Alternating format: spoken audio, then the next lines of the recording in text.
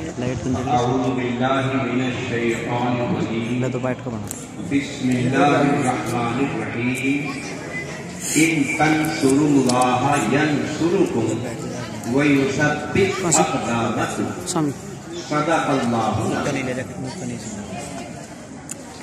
حاضرین کرام،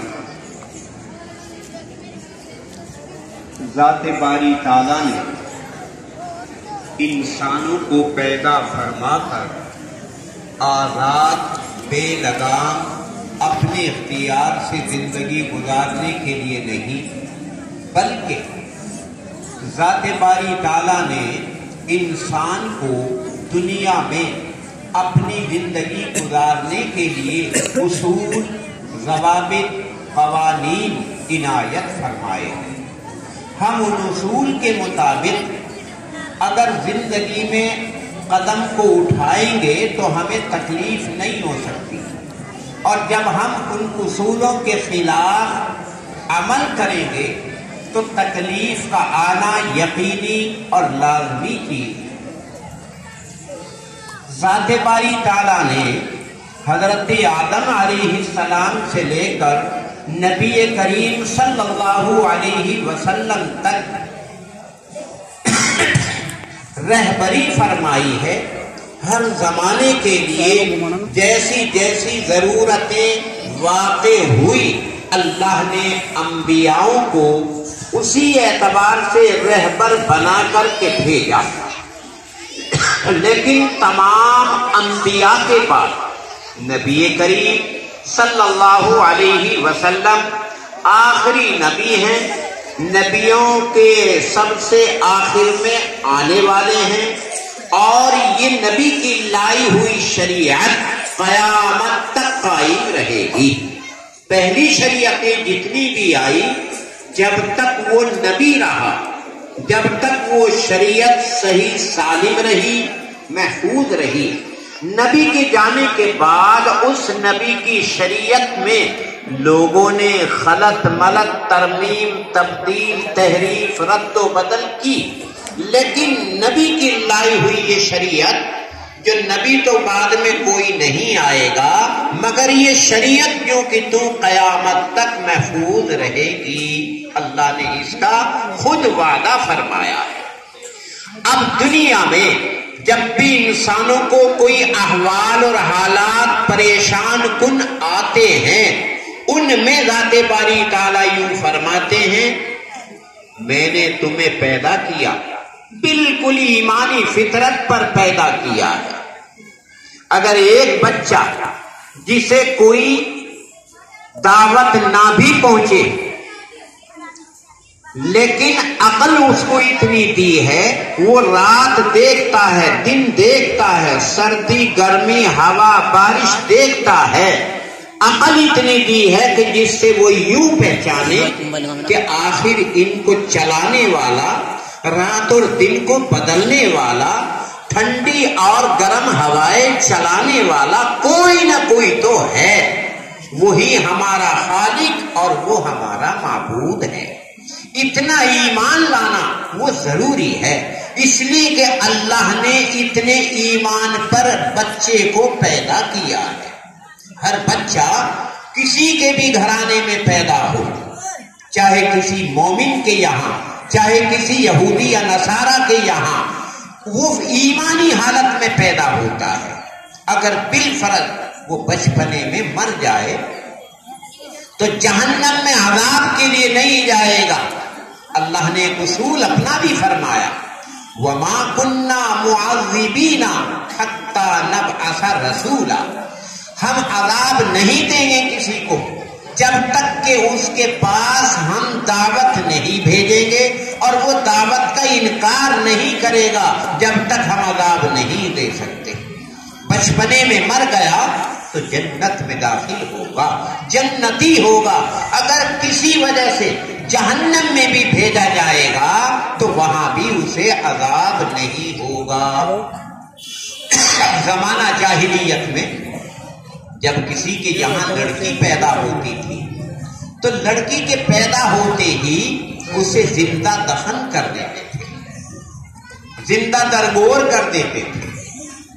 ذات باری تعالیٰ نے فرمایا جب قیامت ہوگی اور یہ جہنم میں جائیں گے اور وہ بچی جسے زندہ درگور کی گئی ہے وہ بھی ان کے سامنے ہوگی اور ماں باپ کے سامنے بچی سے سوال ہوگا اذ الموءودۃ سئلت بأی ذنب قتلت، بتاؤ تمہیں کیوں زندہ دفن کیا گیا، کیوں تمہارے ساتھ یہ معاملہ کیا گیا، کس گناہ کی بنا پر آپ کو قتل کیا گیا؟ تو اس سوال سے مگر ماں باپ کو تکلیف دینا مقصد ہوگا، اور وہ بچی جہنم میں ہونے کے باوجود اسے کوئی عذاب نہیں ہوگا، کیونکہ عذاب جہنم میں جو بھی جائے گا عذاب کے لیے نہیں۔ نبی کریم صلی اللہ علیہ وسلم جب اللہ سے سفارش فرمائیں گے کہ ایمان والے بھی تو جہنم میں ہیں تو اللہ کہیں گے جاؤ جہنم میں، اور جس کے دل میں ذرہ برابر ایمان ہے اسے نکال کر لے گا۔ تو نبی بھی جائیں گے، مگر کیوں جائیں گے؟ عذاب کے لیے نہیں، تکلیف کے لیے نہیں، بلکہ امتی جو تکلیف میں ہوں گے ان کے سفارش کر کے نکالنے کے لیے جائیں گے۔ تو بچہ اللہ تعالیٰ پیدا کرتا ہے فطرت ایمانی پر، اس لیے بعد میں جیسے اسے صحبت ملتی ہے، ماں باپ کا طور و طریق جیسا دیکھتا ہے بچہ وہی چیزیں اختیار کرتا ہے۔ اس لیے ذات باری تعالیٰ نے ہمیں ہر قدم پر نصیحت فرمائی، ہر قدم پر ہمیں راستہ دکھایا کہ تم یہ قدم کدھر اٹھاؤ، کدھر چلو، کیا کرنا ہے کیا نہیں کرنا۔ ابھی آپ کے اس مدرسے کا نام امداد العلوم، امداد العلوم کا مطلب کیا ہے؟ علوم کی مدد کرنا نہیں ہے۔ اہل علم جانتے ہیں جو عربی گرامر سے واقف ہیں، نحو صرف سے، اس کے معنی علوم کی مدد کرنا نہیں، امداد العلوم کے معنی ہے علوم حاصل کرو اور اس سے اپنی مدد حاصل کرو، علم حاصل کرو اور علم حاصل کرنے کے بعد اپنی مدد حاصل کرو۔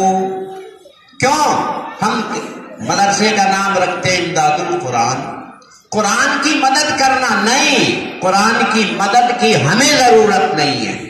کیوں ضرورت نہیں ہے؟ اللہ تعالیٰ نے خود قرآن کو نازل فرمایا اور نازل فرما کر اس کے محفوظ رکھنے کا قیامت تک خود وعدہ فرما لیا۔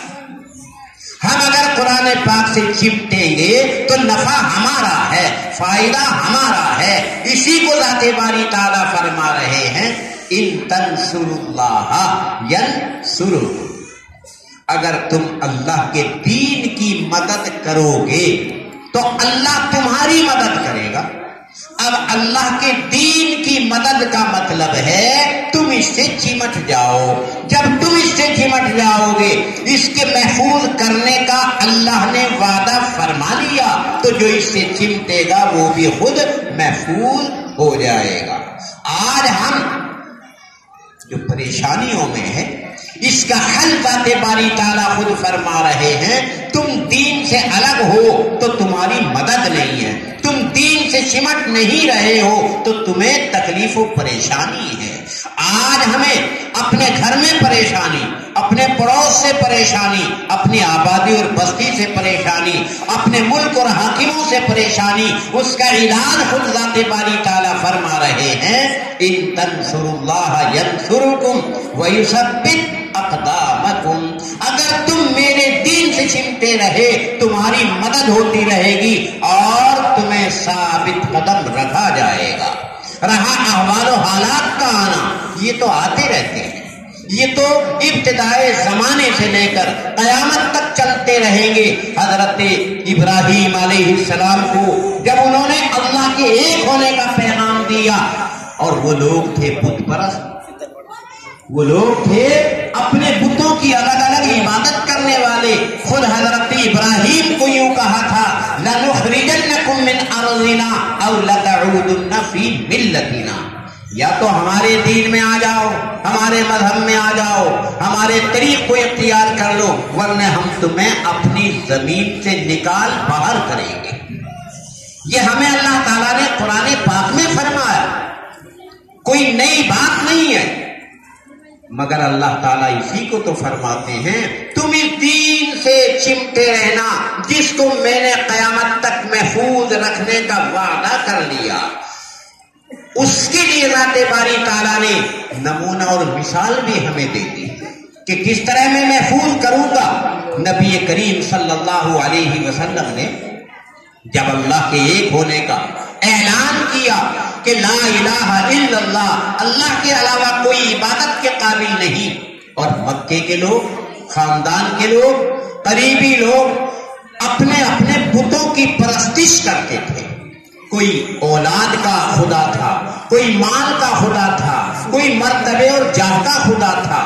جب نبی کریم صلی اللہ علیہ وسلم بیت اللہ میں سن 8 ہجری میں تشریف لے گئے، ہاتھ میں ایک چھڑی تھی، عصا، ڈنڈا. وہ ان بتوں کی طرف جو 360 بت بیت اللہ کے چاروں جانب رکھے ہوئے تھے، اور 2 بڑے بڑے خدا بیت اللہ کے کعبے کے اندر رکھے ہوئے تھے. نبی کریم صلی اللہ علیہ وسلم اشارہ کرتے تھے اذا جاء الحق وزهق الباطل ان الباطل كان زهوقا. اشارہ کیا اور وہ بت پتھروں کے خود بخود سجدہ ریز ہو گئے. انہیں کس نے بتایا کہ یہ نبی ہے؟ انہیں کس نے بتایا کہ اللہ ایک ہے؟ اللہ خود فرماتے ہیں ہر چیز دنیا میں ایمان والی. اسی بنا پر تو نبی کریم صلی اللہ علیہ وسلم فرماتے ہیں مکے میں ایک راستے پر ایک پتھر ہے، میں اسے اب بھی پہچانتا ہوں.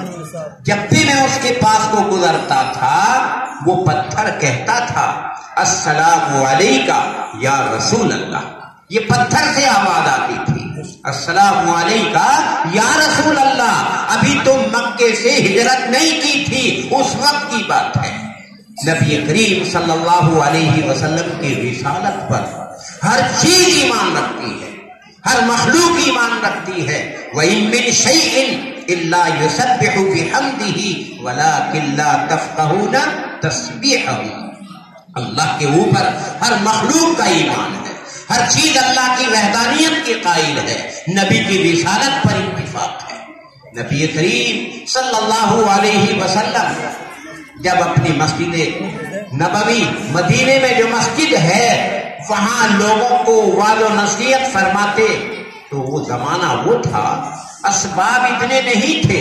محراب سے متصل ایک کھجور کا تنا وہ تھا، اس پر ہاتھ رکھ کر کے نبی کریم صلی اللہ علیہ وسلم ٹیک و سہارا لگا کر خطبہ دیا کرتے تھے. لیکن مجمع زیادہ ہو گیا، زیادہ ہونے کی بنا پر نبی کریم صلی اللہ علیہ وسلم کے لیے منبر بنوا دیا گیا، اور منبر پر 3 سیڑھیاں تھی. پہلی، دوسری، تیسری پر کھڑے ہوتے تھے. اب کھڑے ہو کر کے جب وہاں خطبہ دینا شروع کیا تو وہ لکڑی کا ستون، کھجور کے تنے کا ستون بچے کی طرح آواز دے کر بلک بلک کر رونا شروع کر دیا. اللہ کے نبی منبر سے نیچے آئے، اسے آ کر کے سکون دیا، اور اس نے جو رونا شروع کیا نبی کے تسلی دینے پر وہ خاموش ہوا. تو اس میں کیا یہ روح تھی، کیا یہ جان تھی کہ وہ رو رہا ہے؟ یہی نہیں، نبی کریم صلی اللہ علیہ وسلم ایک مرتبہ ابو جہل جو چچا بھی تھے، رشتے میں بہت قریبی تھے، لیکن جاہلوں سے بھی بدتر، جاہلوں کے باپ ابو جہل کا مطلب ہے، نبی کریم صلی اللہ علیہ وسلم سے کہنے لگے تو آسمانوں کی بات بتاتا ہے، تو کل کی بات بتاتا ہے، تو قیامت کی باتیں بتاتا ہے، اگر تو نے میری مٹھی کے اندر جو ہے وہ بتا دیا تو میں تیری بات کو سچا مان لوں گا.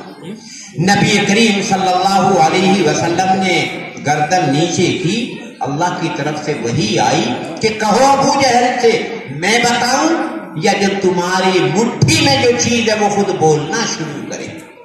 ابو جہل کہنے لگا اس سے بڑھ کر کے تو کوئی بات ہی نہیں ہوگی جو میری مٹھی میں وہ بولنا شروع کرے. تو ابو جہل کی مٹھی بند ہے، وہاں سے آواز آئی نشہد ان لا الہ الا اللہ نشہدو ان لا الہ الا اللہ وان محمد رسول اللہ ونحن عصباء سبع، کہ ہم شہادت دیتے ہیں اللہ کے علاوہ کوئی معبود نہیں اور تو محمد اللہ کا رسول ہے اور ہم تیری مٹھی میں 7 کنکریے ہیں۔ یہ آواز جب آئی ابو جہل کے ہاتھ سے، مٹھی سے، تو فوراً کیا کہنے لگا؟ انک انت لساحر، تو بہت بڑا جادوگر ہے۔ تو یہ ہے کہ جادوگر بتایا، حالانکہ ان کنکریوں کے اندر اللہ نے وہ صلاحیت دی جو بولنا شروع کر دیا۔ اور یہ کوئی بات نہیں ہے، اگر ایک معجزے کے طریقے پر کنکری بول رہی ہے یا درخت بول رہا ہے تو یہ کوئی عجیب بات نہیں ہے۔ نبی کریم صلی اللہ علیہ وسلم کی ذات گرامی جو آج سے 1400 سال پہلے یہ خبر دیتی تھی کہ آگے چل کر تو ہر آدمی کے ہاتھوں میں وہی کنکر پتھر پلاسٹک ہوگی، بولنا شروع کر دے گی، ہر ایک کے ہاتھ میں موبائل بول رہا ہے۔ آگے چل کر اس سے بھی زیادہ اللہ تعالیٰ نے بڑی نبی کریم صلی اللہ علیہ وسلم کے ذریعے خبریں دی ہیں، اور ایسی خبریں دی ہیں جو آج بھی ہمارے خواب و خیال میں نہیں ہے۔ آگے چل کر زمانہ آئے گا، آدمی کے جوتے سے آواز آئے گی، آدمی کے لاٹھی اور ڈنڈے سے آواز آئے گی، اور یہ تو دنیا کی بات ہے۔ آخرت میں چل کر جب اللہ تعالیٰ کے سامنے ایک بڑے سے بڑے مشرک کافر نافرمان کو بلایا جائے گا اور اسے کہا جائے گا میں نے تمہیں جان دی، مال دیا، اولاد دی، تم نے میری نعمتوں کی کیا قدر کی؟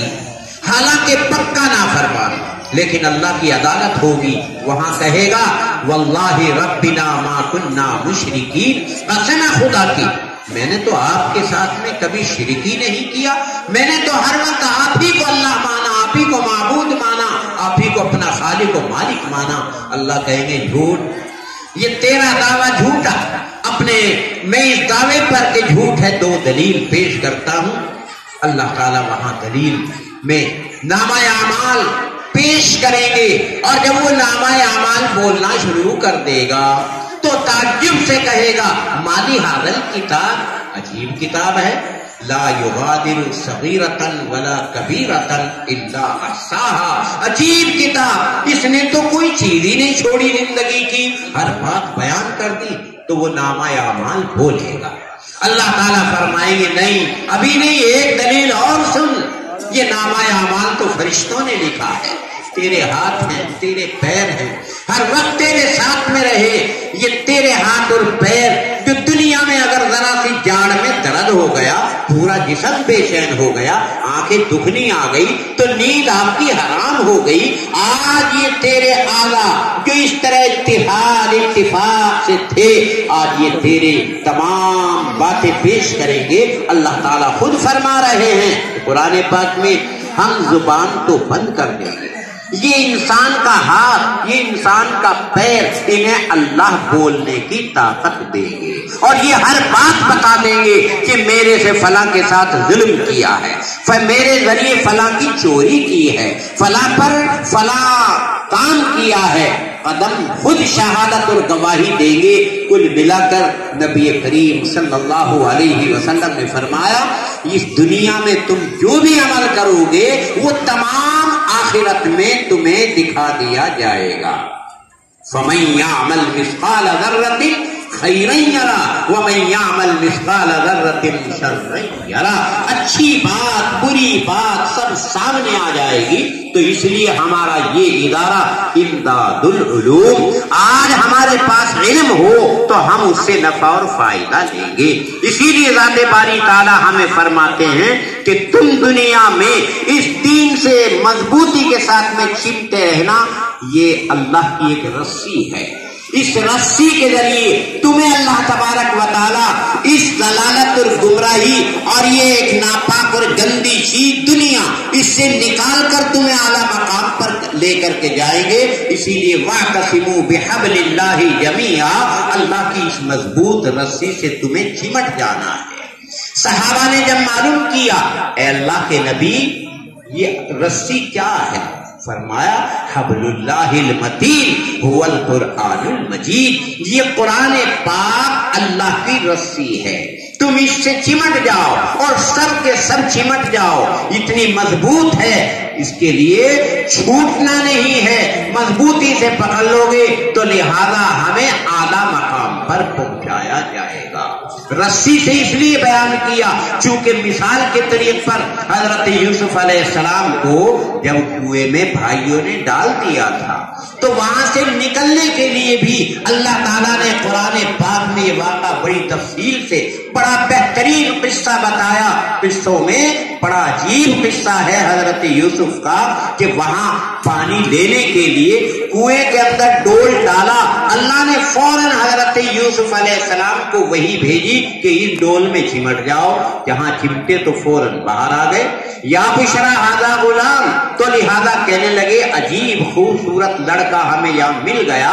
تو جس طرح اللہ تعالیٰ نے حضرت یوسف کو کنویں سے نکال کر باہر نکال دیا رسی کے ذریعے، اسی طرح رسی سے قرآن پاک کو تشبیہ دی ہے، اور اسے ہم اپنے عمل میں لائیں گے تو اللہ تعالیٰ کہتے ہیں کیسی بھی پریشانی سے پریشانی تم پر آئے، لیکن جب قرآن پاک کو تم مضبوطی سے پکڑے رکھو گے تو تمہیں کوئی پریشانی غلط مقام پر نہیں پہنچا سکتی۔ ان تنصر اللہ ینصرکم، اللہ کا وعدہ ہے اگر تم مدد کرو گے اس دین کی، تم چمٹے رہو گے اس قرآن سے، تم چمٹے رہو گے نبی کے طریق سے، تو اللہ کی مدد تمہارے اوپر آنا شروع ہو جائے گی۔ اور کیسے آئے گی؟ جنگ بدر میں نبی کریم صلی اللہ علیہ وسلم 313 صحابہ تھے اور مقابلے میں ہزاروں تھے، 313 کے مقابلے میں ہزاروں۔ لقد نصرکم اللہ ببدر وانتم اذلہ، جنگ میدان بدر میں اللہ تعالیٰ نے تمہاری مدد کی ہے جب تم بہت کم تھے، وہ ہزاروں کی تعداد میں تھے۔ اولاً 1000 فرشتے آئے، 3000 فرشتے آئے، 5000 فرشتے آئے، آج بھی وہ نصرت، آج بھی وہ مدد آنے کے لیے تیار ہے اور آئے گی، جیسا کہ خود نبی کریم صلی اللہ علیہ وسلم فرماتے ہیں اللہ کو اپنے دین کی حفاظت کرنا ہے۔ ان تتولوا یستبدل قوما غیرکم ثم لا یکونوا امثالکم، اگر تم اس دین سے نہیں چمٹو گے، اس دین میں نہیں لگو گے، اللہ تمہارے عوض دوسروں کو بدل دیں گے اور وہ تمہارے مثل نہیں ہوں گے۔ جیسا کہ اللہ نے وعدہ فرمایا کہ نبی کریم صلی اللہ علیہ وسلم نے جب اللہ کی وحدانیت کا اعلان کیا لوگ جان کے دشمن بن گئے۔ جب جان کے دشمن ہوئے اللہ نے کہا کہ ابھی اسباب نہیں ہیں، آپ مکہ چھوڑ دو، مدینے میں چلے گئے۔ مدینے میں گئے، دشمنوں نے وہاں تک کے بھی ارادے کیے، نبی کریم صلی اللہ علیہ وسلم کی حفاظت کے لیے صحابہ کی ایک جماعت راتوں پہرا دینے لگی۔ اللہ نے کہا اے نبی آپ کو گھبرانے کی ضرورت نہیں، آپ کو حفاظت کرانے کی ضرورت نہیں، جیسے میں نے قرآن کی حفاظت کا وعدہ کر لیا، تیری جان کو بھی میں نے محفوظ رکھنے کا وعدہ کر لیا لوگوں سے۔ واللہ یعصمک من الناس، لوگ آپ کو قتل نہیں کریں گے، میں نے وعدہ کر لیا آپ کی موت فطری موت آئے گی، آپ کو کوئی قتل نہیں کر سکتا۔ جب یہ اللہ نے اعلان فرما دیا قرآن پاک میں، نبی کریم صلی اللہ علیہ وسلم نے فوراً کہا انزعوا عنی فقد عصمنی اللہ، آپ مجھ سے اب علیحدہ ہو جاؤ، میری حفاظت کی تمہاری ضرورت نہیں ہے تم کو، اللہ نے خود میری حفاظت کا وعدہ کر دیا۔ اس کے بعد پہرا نہیں لگتا تھا، نبی جنگ و جدال میں گئے، قتل و قتال میں گئے، مگر موت آئی تو فطری اپنے گھر پر موت آئی۔ حضرت عائشہ کی ران پر سر رکھا ہوا تھا، تب نبی کریم صلی اللہ علیہ وسلم کی روح پرواز کی ہے۔ اور یہی نہیں، اللہ تعالیٰ خود فرماتے ہیں کہ جب تم اس دین کی آنت قوت اور مدد سے اپنے کو دور کر لو گے یا تم میں اتنی طاقت نہیں رہے گی، میری مدد کے راستے بہت ہیں۔ جب قیامت کے قریب دجال آئے گا، پوری زمین میں آنن فانن میں گھوم جائے گا، اپنی شعبت بازی دکھائے گا، خدائی کا دعویٰ کرے گا، یہاں تک کہ ایک نوجوان کو کہے گا کہ مجھے خدا کہو، وہ نوجوان کہے گا کیوں؟ وہ دجال جس کا کفر دل سے نکل کر پیشانی پر آ جائے گا، وہ کہے گا کہ نہیں، اللہ تو ایک اللہ وہ ہے۔ وہ کہے گا کہ دو ٹکڑے ہو جا، اس کے دو ٹکڑے ہو جائیں گے، دو ٹکڑے کرنے کے بعد اس کے درمیان میں کوئی نکل کر کہے گا زندہ ہو جا، پھر وہ نوجوان جو کا تو ہو جائے گا۔ پھر کہے گا دجال کہ اب تو مان میری خدائی کو، وہ کہے گا کہ نہیں، اب پکی بات ہو گئی کہ تو وہی دجال ہے جس کی میرے نبی نے خبر دی ہے کہ ایسا کرے گا۔ پھر وہ پوری زمین پر گھومنے کے بعد مکے اور مدینے کی طرف چلے گا۔ وہاں اتنی قوت اور طاقت نہیں ہوگی کسی میں کہ جو اس کا مقابلہ کرے۔ اب اللہ نے وعدہ کیا ہے کیا؟ اس کعبے کو قیامت تک رکھنے کا، اس سرزمین کو غیروں سے محفوظ رکھنے کا۔ سن 8 ہجری میں اعلان کرا دیا، قرآن پاک کے اندر کھلا اعلان ہے، انما المشرکون نجس فلا یقربوا المسجد الحرام بعد عامهم هذا۔